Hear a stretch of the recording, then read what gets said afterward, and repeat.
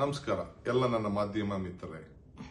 ಇಂದು ಸಂಜೆ ಬಿಜೆಪಿ ಮುಖಂಡರಂತ ದೇವರಾಜೇಗೌಡರು ಅಪ್ಪಟ ಸುಳ್ಳಿನ ಹೇಳಿಕೆಯನ್ನ ಪತ್ರಿಕಾಗೋಷ್ಠಿಯನ್ನ ನಡೆಸಿದ್ರು ಅಂತ ತಿಳಿತು. ನಾನು ಊರಿನಲ್ಲಿಲ್ಲ, ಇಲ್ಲಾಂದ್ರೆ ಎಲ್ಲ ಮಾಧ್ಯಮಗಳ ಹತ್ರ ಖಂಡಿತ ನಾನು ಮಾತಾಡ್ತಾ ಇದ್ದೆ.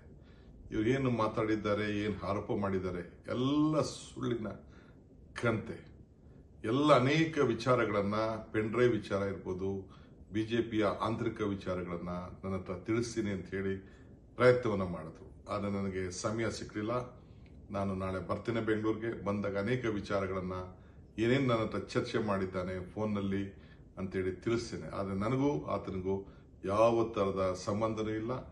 ಅವನು ಏನು ಮಾತಾಡಿದ್ದಾನೆ ಎಲ್ಲ ಕೂಡ ಸತ್ಯಕ್ಕೆ ದೂರ ಆದಂತ ವಿಚಾರ ಅಂತ ಹೇಳಲಿಕ್ಕೆ ನಾನು ಬಯಸ್ತೇನೆ. ಬಿಜೆಪಿಯವರು ಮತ್ತು JDS ಅವರು ದೊಡ್ಡ ರಾಜಕೀಯ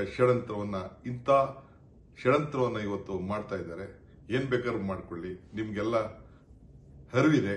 ಹಿಂದೆ ದೇವರಾಜೇಗೌಡ ಏನೇನು ಮಾಧ್ಯಮದ ಮುಂದೆ ಮಾತಾಡಿದ್ದ, ಏನೇನು ವಿಚಾರಗಳನ್ನ ತಿಳಿಸಿದ್ದ ಎಲ್ಲ ಕೂಡ ಎಲ್ಲ ಮಾಧ್ಯಮಗಳ ಮುಂದೆನೆ ಇದೆ.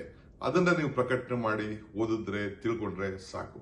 ಇಷ್ಟು ಮಾತ್ರ ಹೇಳಲಿಕ್ಕೆ ನಾನು ಬಯಸ್ತೇನೆ.